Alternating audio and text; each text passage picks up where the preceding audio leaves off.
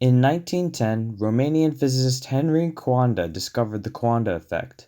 The Coanda effect is the tendency of a fluid jet to stay attached to a rounded object, even if the object is moving. This might sound complicated, but think of it this way. Don't you hate it when you try pouring a cup of water but it gets stuck to the side of your pitcher, ruining your day? Thank the Coanda effect for that. Let's look at an example of your day being ruined real time. The teapot is a classic example of the Coanda effect occurring at a low speed. The stream of fluid combines, causing a difference in pressure between the water and the surrounding air, thus drawing the jet inward to follow the curvature of the teapot, which results in a mess being made everywhere. Now to brighten up your day.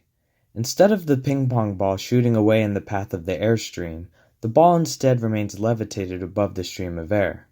As you can see, the jet is attracted to the ball, and the air curves around it as a result of the air's radial acceleration around the ping pong ball.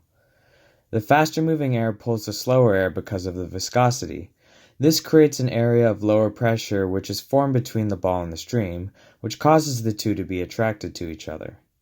The force is equalized on all sides and the ball essentially levitates. This example is very similar to the ping pong ball with air, however the fluid stream is moving. The attraction force caused by the Coanda effect is strong enough to keep the ping pong ball attracted to the fluid stream as it moves. Now to get into the nitty-gritty math of the Coanda effect. Strap in because this could get pretty complicated. Consider a flow with streamlines along a curve, with radius of curvature r. Start with the Navier-Stokes equation. The radial component of this equation can be written as the following.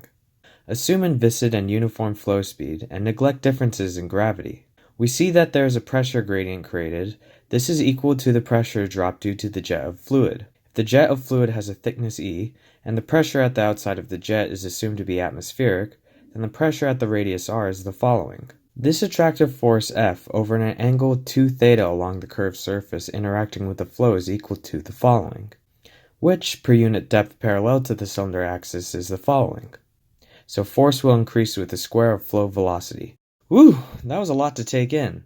Hopefully, now you can see that the Coanda effect is an important concept that we can see in action in our everyday lives. But what can you do with the Coanda effect? Well, we only scratch the surface.